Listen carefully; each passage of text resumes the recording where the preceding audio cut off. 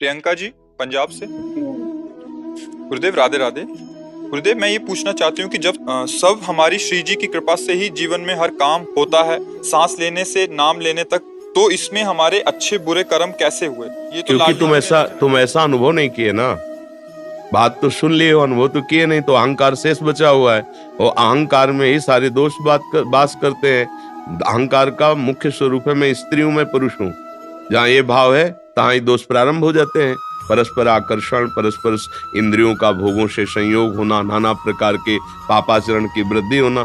तो बात कहने से स्थिति थोड़ी आ जाती है, स्थिति प्राप्त करे तब उसका अनुभव होता है ना।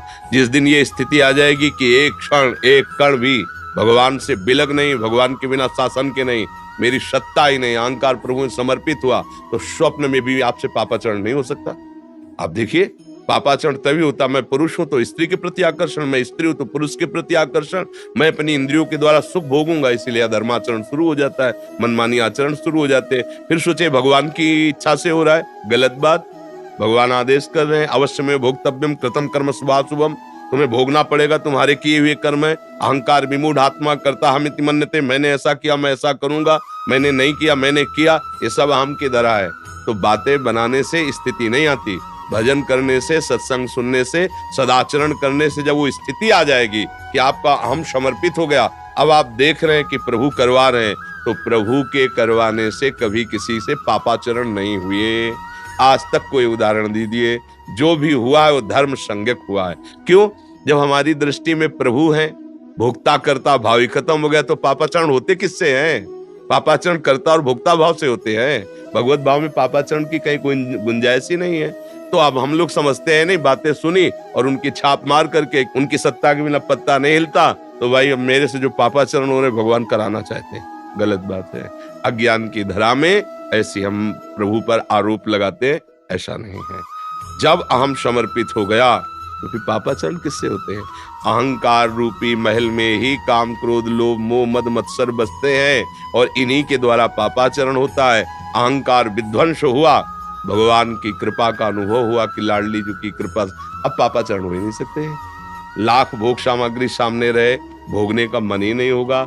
जैसे तुम्हारे सामने बमन विष्ठा और विष रख दिया जाए तो क्या तुम उसे पाओगे क्या? ऐसे ही भक्तों को अनुभव होता है। रमा विलास राम अनुरागी तजत बमन, बमन मने उल्टी। उनको कोई भोग पसंद नहीं आता। ब्रह्मादिक के भोग सब विषम लागताए, नारायण ब्रज चंद की लगन लगी है जाए।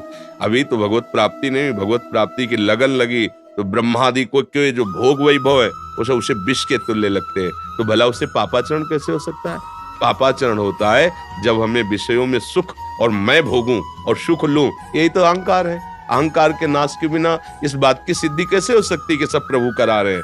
और जिस दिन ये बात सिद्ध हो गई कि सब प्रभु करा रहे हैं, तो आप और भगवान में इतना अंतर नहीं।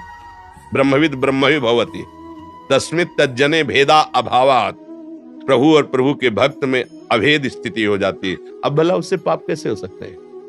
भूल के भी नहीं हो सकते, स्वप्न में भी नहीं हो सकते, क्योंकि पाप का मूल है सुख वासना। देखो ना, मैं इसे भोग लूं, मैं इसे प्राप्त कर लूं, मेरा ये हो जाए, इसी वासना से पाप होता है। और भगवान की भक्ति में जब अहम लीन हो जाता है तो भोगता ही नहीं बचा, तो पाप किससे होगा? किसका प्रश्न है?